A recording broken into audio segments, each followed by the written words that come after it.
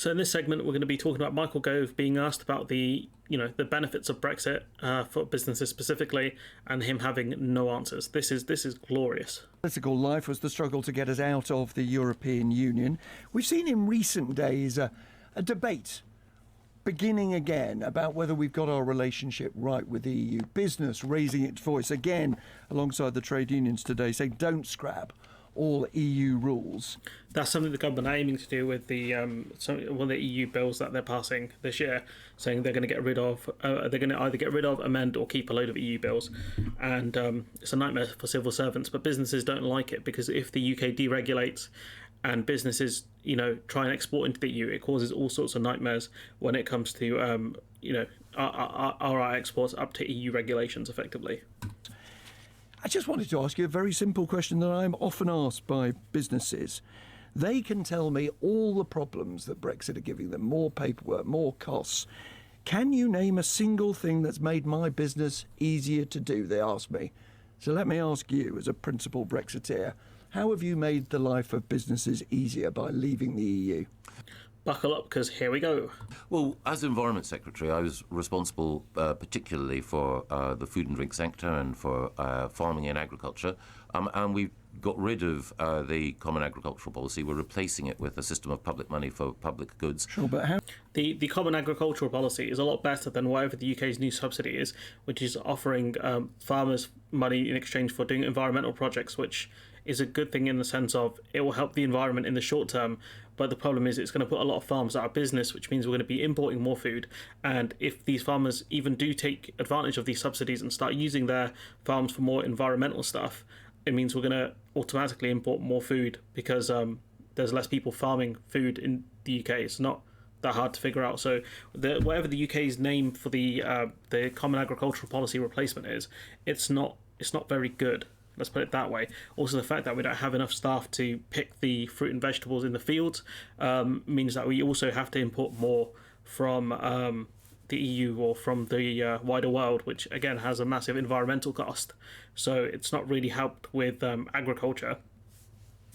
And also we used a pesticide that the EU have banned, which is very harmful to bees this year. So again, nice one, Gove. Debunked. How's that made business easier for people who create jobs and create profit? Well, it means that the people in the sector for which I was directly responsible have a more rational method of support from the government. It means that there is now a growing market in environment. He's got the Liz Truss blink, which is really eerie. I think hers is worse, but he's kind of got it a bit. Doesn't look like he slept for a while. Environmental goods and farmers and others who are working to make our rivers cleaner, our air purer. Let's not forget the Tories are the ones that have allowed more and more dumping of raw sewage into the water, which these water companies have claimed that they can't get the chemicals in because of Brexit, and apparently the government's allowed them to dump more and more raw sewage into the ocean, which we're seeing constantly. So this argument that Brexit has enabled us to make the waters cleaner is ridiculous. With making the air purer, they haven't passed anything that helps with air purification, not as far as I'm aware, so that's nonsense. Our soil more resilient. I think if I was from the CBI, I might be tempted to say, is that it? This great transformation of our economy promised 6 years ago. And you're saying it's the end of the CAP. How has the life of people trying to create jobs and create profits, make UK PLC been better off, been improved so far by Brexit?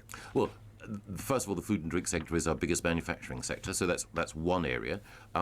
So the food and drinks sector is one of our biggest areas, right? We've tanked their exports to the EU, so we've not really helped them there, have we? He's not really mentioned anything. I would also point out that we are now in control of our own migration policy, so that means that doesn't help business. It may be good in its own right, but it doesn't help business. Well, businesses are complaining they don't have enough, kind of non-skilled and skilled staff, quotation marks there. So that's not helping them that much, especially when, again, you're struggling to hire people from the UK to do these job roles because people either don't want to do them or don't have the skills to do it. So they're the main problems we're facing here.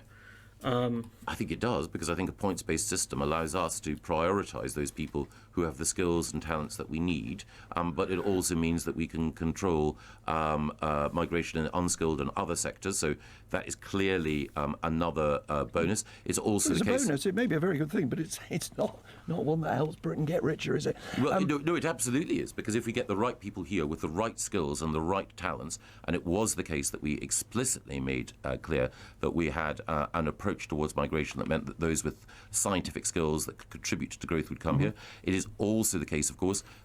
Arguing the science stuff makes no sense because we're out of the Horizon program, which means a lot of scientists are looking at leaving the UK, the ones that want to get Horizon-based projects and funding. That's a big problem.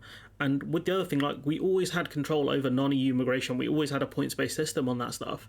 So for them to argue it's going to help us get more of the bright and best of the world, like, we always had a mechanism to do that. So it doesn't even make sense in that respect either. With gene editing, which is going to be that's all he's got, gene editing, which I don't know very much about. I'll be honest, I think it's banned within the EU.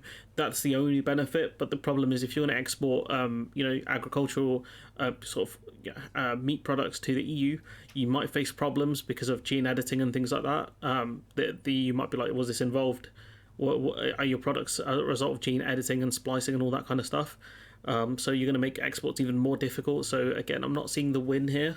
Significant scientific development that will help us grow, that we are now creating a legislative framework that will allow businesses in that area, in life sciences, to grow in a way that they can't in the European Union. Sorry to wrap you up, it's just because you're a bit late. We've run out of time for you. No. Nick, there is so much more that I can say about that. There is so much more I can say. He spent 2 minutes waffling about common agricultural policy and immigration and making nonsensical points, and the only one he could really argue for is gene editing, which may or may not happen and may or may not work. I don't know yet how far in the future that is. That could be 15, 20 years. The EU might even be like, actually, this looks like a good idea, we're going to adopt it as well, and just completely steal the thunder from the UK, just like they're trying to do with Solvency II. I don't know, but his arguments here are kind of ridiculous, as always. I'm just glad he didn't run up in accents like he did before, start doing weird impressions of people. But anyways, I'm going to leave it there. Let me know what you think in the comments below. Like, comment, share, subscribe, support the channel on Patreon if you can, and hopefully I'll see you in the next one.